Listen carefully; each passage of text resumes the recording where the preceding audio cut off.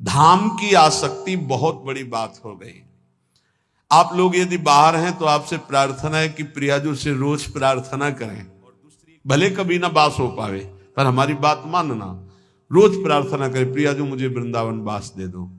प्रियाजू एक दिन में एक बार प्रार्थना तो जरूर करें, कई बार करें तो बहुत बड़ा लाभ, एक बार जरूर बोला करें कि हे प्रियाजू, यद्यपि मेरे में किंचन मात्र योग्यता नहीं और सामर्थ्य नहीं, पर मैं आपसे प्रार्थना करती हूँ, भीख मांगती हूँ कि आप मुझे वृंदावन बास दीजिए। आप निश्चित मानना कहीं भी शरीर छोड़ोगे तो आपको वृंदावन बास मिलेगा। मेरी प्रियाजू इतनी कृपालु हैं कि जिसने मांगा भी नहीं वृंदावन वास, उनके परिवार के लोग वृंदावन वास कर रहे हैं, उनको वृंदावन वास मिल गया, अखंड वृंदावन वास, मतलब जीवन वृंदावन की चिदानंद भूमि में प्रवेश पा गया। बड़ा आश्चर्य में प्रियाजू संबंध का निर्वाह करती हैं। यदि आप रोज वृंदावन वास की बात मांगेंगे तो परम कल्याण हो जाएगा। देखो, परम कल्याण होना बहुत कठिन है, बातें बनाना अलग है। ये जन्म हमारा आखिरी हो, इसमें पूरा का पूरा विश्वास हमें श्री जी की कृपा पर है, साधना पर नहीं है।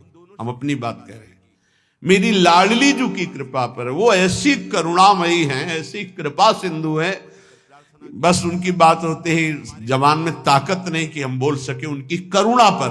यद्यपि हरि करुणा समुद्र है, पर हरि के करुणा समुद्र का सार हमारी प्रियाजू करुणामयी। नीच पापी से भी पापी को ऐसा पद प्रदान करती हैं, पूछो। हमारी प्रियाजू का ही तो स्वरूप हितजू महाराज हैं, नरवाहन जी। कोई ऐसी कृत्य नहीं जो ना किए हो। नरवाहन जी घोर हिंसक स्वभाव, पूरा ब्रजमंडल थरथर कांपता था, राजा नरवाहन कहे जाते थे, और एक सेना थी इनकी पूरी। किसी को भी बंदी बना लेना, लूट लेना, मारना, ये स्वभाव। हितजू महाराज की एक करुणा दृष्टि हुई, उनके हृदय में राधा वल्लभ श्री हरिवंश नाम की प्रियता पहले जागृत हुई। जे ही शरण में आए तो नरवाहन प्रभु निहार, लोचन भरी घोष नारी, नख सिख सौंदर्य काम दुख निकंद। ऐसी हमारी हित सजनी जो हैं कि ऐसे नरवाहन जी को सीधे नित्य विहार का दर्शन करा रहे हैं। ऐसे ही हमारे गुरुदेव करुणामय हैं। जैसे आचार्य का स्वभाव देखा तो हमारी इष्ट महारानी जी का और आचार्य का एक स्वभाव देखा। जैसा श्री जी का स्वभाव वैसा हित सजनी जी का स्वभाव, और जो हित सजनी जी का स्वभाव वही गुरुदेव का स्वभाव देखा। मतलब इष्ट ही आचार्य, आचार्य ही गुरुदेव। गुरुदेव का बड़ा करुणामय स्वभाव देखा, जैसा स्वामिनी का स्वभाव। मेरी स्वामिनी सब ठीक कर देंगी।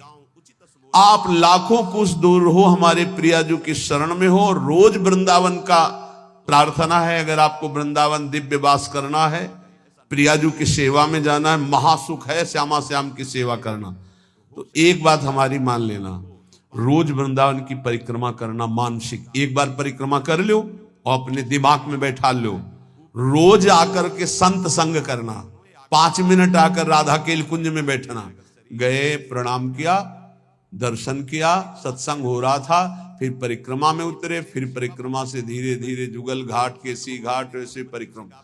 वृंदावन को चिंतवन यह है दीप उर्बार, कोटि जन्म के अगतमय काट करे उजियार। और रोज प्रार्थना कि श्री जी मुझे वृंदावन वास दो। ये 2 बातें आपको दिव्य वृंदावन पहुंचा देंगे।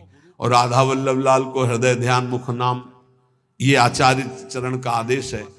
अगर राधा वल्लभ नाम चल रहा है तो ध्यान रखना, कोई भी विघ्न तुम्हें परास्त नहीं कर सकता। आनी होती आनी, ये राधा वल्लभ नाम की आन है। हरिराम व्यास जी के वचन, साप ताप रोग शोक दारुण दुखहारी। जो राधा वल्लभ श्री हरिवंश नाम जप करते, किसी की ताकत नहीं, साप दे देगा उसको ऊपर लागू हो जाए। कोई ताप, कोई पाप, कोई रोग, कोई शोक नहीं। और सुनो, ये शनि शुक्र राहु केतु, ये ग्रह नक्षत्र विनायक भूत प्रेत पिशाच, जिनकी जिब्या पे राधा वल्लभ श्री हरिवंश नाम है, गरज कर कह रहे हैं। जिसको इस बात की परीक्षा करनी हो कर लेना। राधा वल्लभ नाम जापक के ऊपर कभी कोई प्रेत, पिशाच, विनायक, भूत इनका आवेश नहीं हो सकता, ये स्पर्श नहीं कर सकते। वाणी जी हमारे यहां प्रमाण है। सेवक जी महाराज कह रहे राधा वल्लभ भजत भज भली भली सब होए, जिते विनायक शुभ अशुभ विघ्न करे नहीं कोई। विघ्न करे नहीं कोई, डरे कलिकाल। कलयुग डरता है राधा वल्लभ नाम जापक से। डरे कलिकाल कष्ट भय, हरे सकल संताप, हरसि हरिनाम जपत जय। निरंतर नाम जप करते हुए हमें बिल्कुल निर्भय रहना है, किसी के जंतुर बनवाने की कोशिश मत करना कि राधा वल्लभ नाम जापक जो है बोले कहां जा रहा है, बोले वहां जंतुर बनवाने जा रहा है। भयभीत मत होना।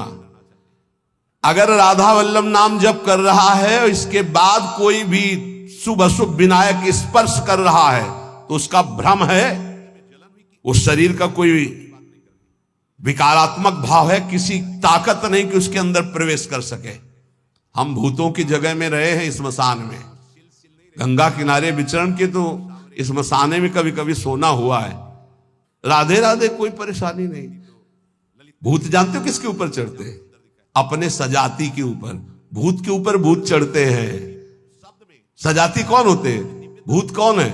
न नाम जपना, न भजन करना, जो मांस खाते हैं, शराब पीते हैं, बेविचार करते हैं, भूत कहते हैं हमारे सजाती हैं, हम इनसे मिलेंगे। नाम जापक के ऊपर कोई आक्रमण कर सके ऐसा, तो ये इसलिए कह रहे हैं कि कभी ऐसा एक प्रश्न आया था कि मान लो हमारे ऊपर कोई विपत्ति आवे, कोई संकट आवे, तो जैसे कहते हैं ना कि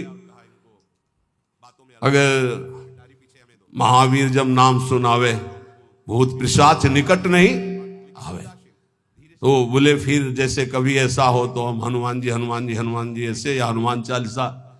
तो निषेध नहीं है, वो भगवान के महाभागवत है, कोई इसमें निषेध, पर हम लोग अनन्य है प्रिया प्रीतम के। तो हनुमान जी महाराज दास हैं हरि के, वो हरि जहां माथा रखते हैं वो गोरे चरणारविंद हैं, और वहीं हमारा माथा रखा हुआ है, तो हम तो बोलेंगे जय प्रिया जो की। और फिर हमको बतावे कौन भूत प्रेत कहां चढ़ जाए। या किसी को लगता हो कि राधा नाम जापक के ऊपर भूत चढ़ा सकते हैं तो भिजवाना हमारे पास, राधा वल्लभ कुंज कुटीर में भिजवा देना, यही भूत लगा दे, उसको भी श्री जी की सहचरी बना देंगे।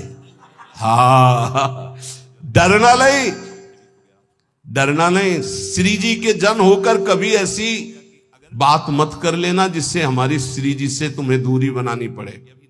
एक बात हम ये बहुत सावधानी कह रहे हैं, किसी ने तुम्हें बता दिया कि तुम्हारे ऊपर शनिचर चढ़ा हुआ है, तो हरिवंश महाप्रभु का पद पढ़ लेना स्फुट वाणी में, जो पे कृष्ण चरण मन अर्पित तो करिहा का नवग्रह रंग।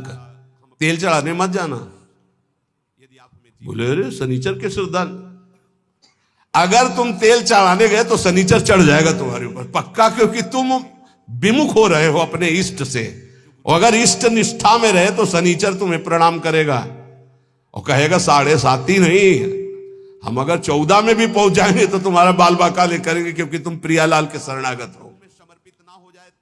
और अगर भगवान के चरणों में मन नहीं लगा तो तुम कुछ कर लो, तुम्हारा अहित और अमंगल ही होगा। पक्का विश्वास रखो हमारी इस बात पर। कहीं कुछ कर मत लेना, नहीं तो अनन्यता में फर्क पड़ जाएगा। एक बार रनवारी के महात्मा